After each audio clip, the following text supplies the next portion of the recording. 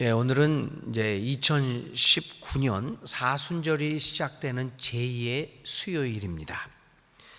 제2의 수요일의 주제는 작년에도 여전히 말씀을 드렸지만 또 반복하지 않을 수가 없습니다. 창세기 3장 19절 이하의 3장 9절 1절 이하의 말씀, 흙에서 왔으니 흙으로 돌아갈 것이라 라고 하는 인간의 정체성 선언에 대한 진지한 숙고입니다. 흙에 왔으니 흙으로 돌아가는 인생임을 깨닫고 하나님 앞에 우리의 자신을 내놓는 그러한 예배이기도 합니다. 이런 흙에서 왔으니 흙으로 돌아간다고 하는 인간의 정체성을 상징적으로 나타나기 위해 여러 교단에서는 한 해 전 종려주일에 사용하였던 종려나무 잎을 태워 재를 만들고 그 재로 성도들의 이마에 십자가를 긋는 예를 행하기도 합니다. 그것을 우리는 작년에 한번 해 보았습니다. 재를 사용하는 것은 흙에서 온 유한한 인간 존재의 근원을 자각한다는 의미입니다. 우리는 재에서 왔다. 우리는 흙에서 온 유한한 존재라고 하는 것을 이 예배를 통하여 다시 한번 깨닫는다는 의미입니다. 역사적으로는 이 제2의 수요일의 의미는 예루살렘 성의 폐망과 관련되어 있습니다. 영원히 지속되어질 것 같았던 예루살렘, 어느 누구도 무너뜨릴 수 없을 것 같은 예루살렘 성이 한순간에 무너지는 이 폐망의 모습을 보면서 하나님의 뜻대로 살지 않는 불순종한 사람들에 대한 심판을 상기하는 의미로 이 제2의 수요일을 지키기도 합니다. 즉 제2의 수요일에는 하나님 안에서 회개를 통해 새로운 생명으로 태어나며 우리는 주님 앞에서 아무것도 아니라는 자기 비움을 선언하는 예배이기도 합니다. 이 자기 비움을 가장 상징적으로 나타내는 우리의 행동 양식 중에 하나가 금식입니다. 음식을 금하는 겁니다. 음식을 먹지 않는 것, 그것이야말로 자기 비움을 가장 뚜렷하게 나타내고자 하는 상징 행위입니다. 오늘 우리가 읽은 성경의 말씀도 금식 행위에 대하여 언급하고 있습니다. 제2의 수요일, 또 이 40일 동안의 사순절 기간 동안에 교회 역사적으로 많은 교인들은 금식을 해왔습니다. 그래서 이 사순절 기간에 금식 기도는 굉장히 우리에게 익숙한 기도이기도 합니다. 금식은 무엇일까? 오늘 58장 이사야서 58장에서도 말하는 것도 금식에 대한 이야기입니다. 유대 백성들도 시시때때로 습관적으로 규칙적으로 하나님 앞에서 금식 행위를 해왔던 사람들입니다. 이 금식이 일상화되고 있고 금식이 종교 행위로서 뚜렷하게 자리를 잡고 있는 그 유대교의 사람들을 향하여 오늘 이사야는 내가 기뻐하는 금식은 무엇인가를 분명하게 이야기해 주고 있습니다. 우리 종교생활에서 기독교 역사에서 이 금식은 이렇게 중요한 의미를 가지고 있습니다. 금식을 통하여 예수님의 고난에 동참하고 우리 자신을 돌아보는 훈련의 기회를 갖는 것은 그것께 덧붙여서 오늘 먹을 것이 풍성한 시대와 나라에 살고 있는 우리들에게는 금식이라는 것은 또 다른 의미를 우리에게 주고 있기도 합니다. 스토키라고 하는 예배학자는 이 금식에 현대를 살아가는 오늘 우리들, 모든 것이 풍요로운 시대에 살아가고 있는 오늘 우리들에게 금식이 주는 의미는 무엇일까? 종교적 행위 외에 이렇게 정리를 해 보았습니다. 첫째, 금식을 통하여 우리가 그동안 얼마나 우리도 모르는 사이에 식탐하고 있었는가를 금식을 통해 깨달을 수 있다고 합니다. 얼마나 먹을 것에 매달려서 살아가고 있었는가, 이런 것들을 깨닫게 됩니다. 특히 우리 한국 교회나 한국 분들은 이 먹을 것, 우리 교회에서도 주일날 점심을 주고 있는데요. 점심을 이렇게 제공하고 있잖아요. 이게 참 문제가 됩니다. 먹을 게 어떻다 저쩌다. 근데 먹을 것 먹는 게, 점심 먹는 게 우리 교회만의 문제 아니라 요즘이요, 서울에서도 이 교회에서 베푸는, 제공하는 점심 때문에 굉장히 시끄럽습니다. 말들이 굉장히 많습니다. 이게 어떻게 해야 되겠는가? 사실 서양에 가면 이런 거 없죠. 이런 금식을 통해서 한번 우리가 얼마나 먹을 것에 매달려 왔는 인생이었는가. 사실 부족하지도 않는데요. 물론 아직도 부족한 사람들이 있기는 있지만 전체적인 사회적 분위기로 보면 우리가 먹지 못해서 사는 것은 아닌데, 이렇게 먹을 거에 매달리고 있는 우리들의 모습을 한번 금식을 통해서 살펴보자. 이게 스투키의 이야기입니다. 두 번째는, 이분은 우리가 먹는 음식은 하나님과 이웃들의 도움으로 받은 것이니 진심으로 감사하면서 먹자라고 하는 의미를 깨닫게 됩니다. 이 밥이 이 식탁 위에 올라오기까지 얼마나 많은 사람들의 수고가 있었습니까? 여러 사람들의 도움으로 내 밥상에 따뜻한 쌀밥이 하나 올라오게 되었다는 사실을 보면서 우리는 이웃과 또 여러 사람들, 하나님에게 감사할 수 있게 된다는 겁니다. 세 번째는, 정치 사회적인 어려움 속에서 먹을 것이 부족하여 굶는 사람을 이 금식 행위를 통해서 기억할 수 있다라고도 스투키는 지적을 하고 있습니다. 네 번째, 이 금식을 한번 해보면서 우리가 느끼는 것이, 우리가 음식을 사고 준비하고 먹고 치우는데 얼마나 많은 시간과 힘을 거기에다가 쏟고 있는지 생각해 볼 수 있는 시간도 된다고 합니다. 가끔 제 아내가 서울을 가기도 합니다. 그래서 주로 저는 밥을 집에서 안 먹고 밖에서 혼자서도 먹고는 하는데, 한 번은 결심을 하고 집에서 하루 종일 밥을 먹었습니다. 설날이었던가 이런 날이었어요. 그때 깨달았습니다. 하루 종일 제가 요리하고 먹고 치우고, 치우고 나면 그 다음에 또 점심을 준비해야 돼. 점심을 먹고 치우고 조금만 텔레비전 보고 책 보고 이렇게 하다 보면 저녁은 뭐 먹지? 또 저녁 준비하고. 이야, 이거 대단하더라고요. 먹는 거를 그래서 금식을 해보면 그런 시간들이 얼마나 절약되고 있는가라고 하는 것들도 깨닫게 되죠.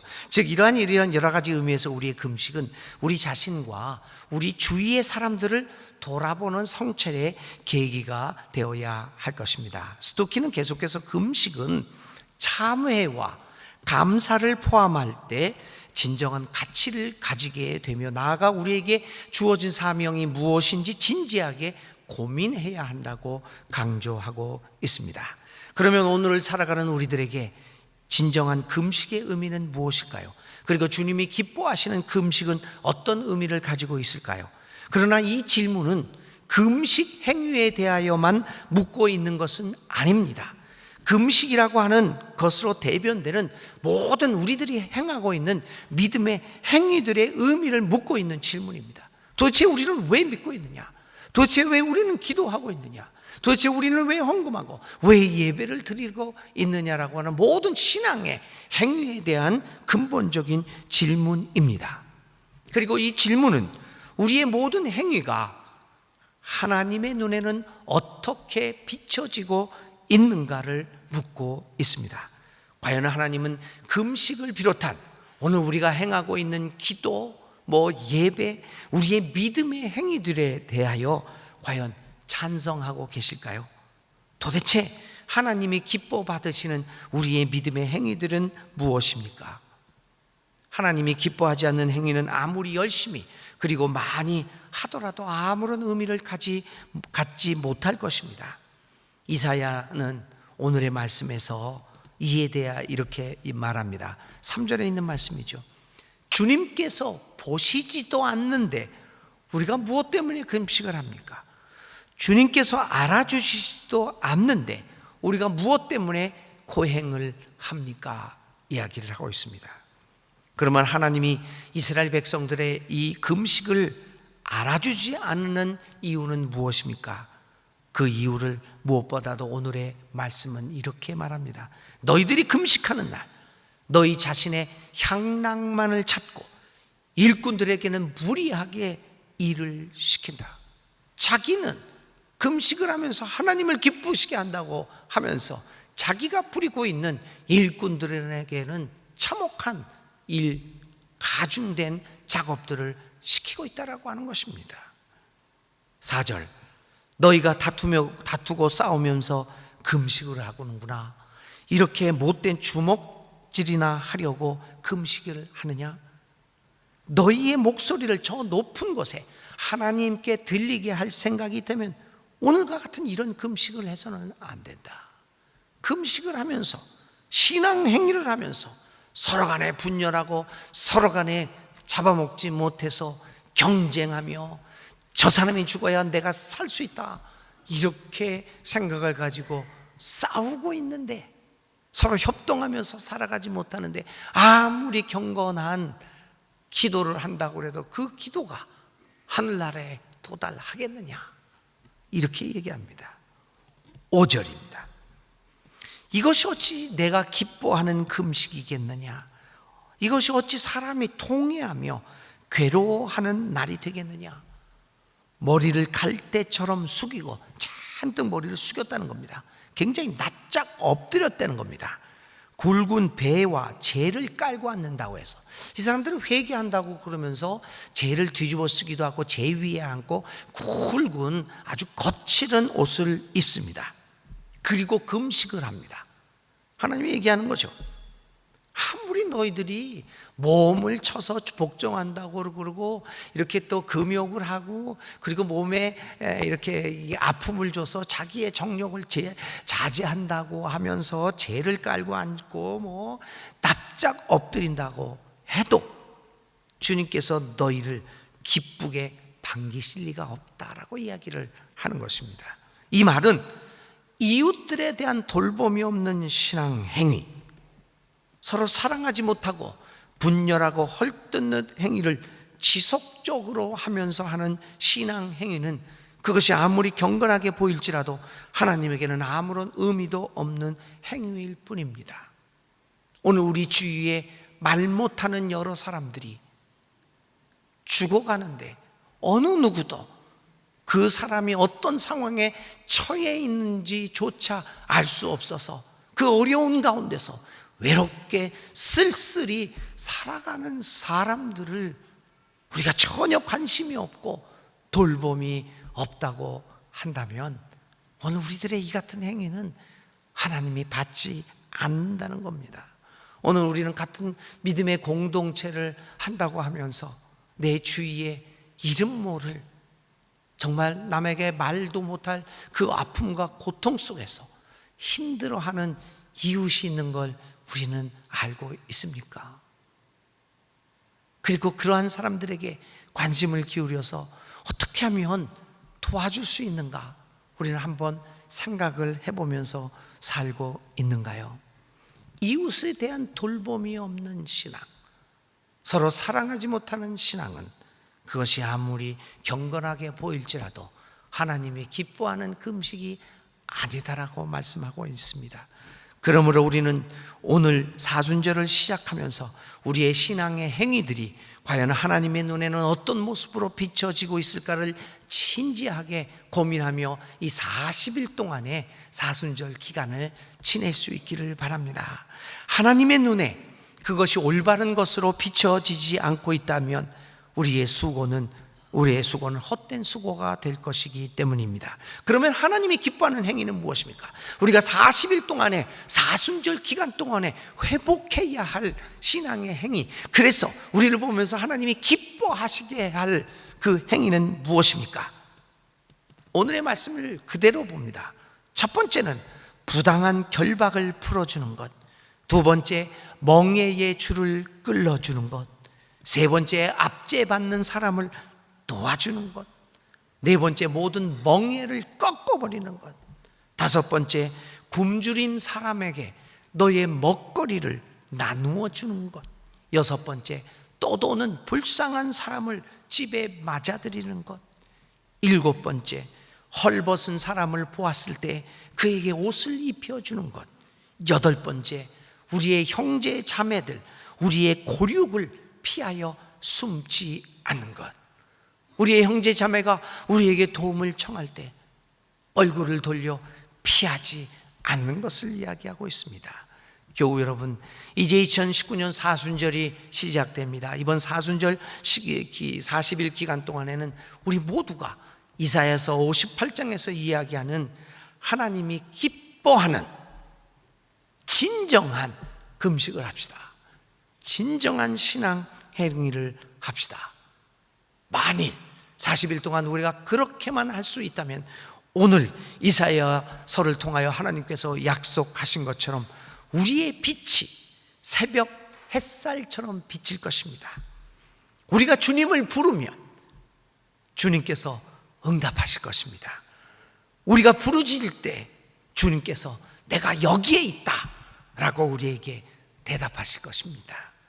우리가 우리의 나라에서 무거운 멍에와 온갖 폭력과 폭언을 없애버린다면, 그리고 우리가 우리의 정성을 굶주린 사람에게 쏟으며 외롭고 쓸쓸하게 자기의 문제를 가지고 홀로 고민하는 불쌍한 자를 돌아보며 그의 소원을 충족시켜 주면 우리의 빛이 어두움 가운데서 나타나며 캄캄한 밤이 오히려 대낮같이 될 것입니다. 오늘 이사야 58장을 통하여 주님께서 우리에게 주신 약속입니다.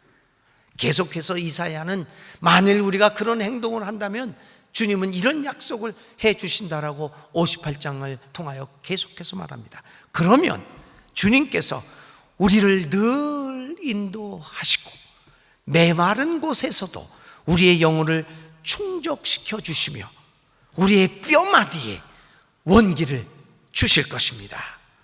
그래서 우리는 마치 물된 동산처럼 되고 물이 끊어지지 않는 샘처럼 될 것입니다.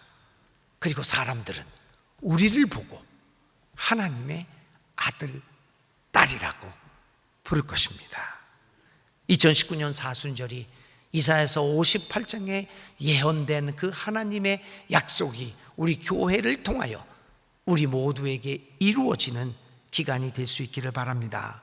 2019년 사순절이 우리의 영적 삶이 한층 성숙되는 기간이 될 수 있기를 주님의 이름으로 축원을 드립니다.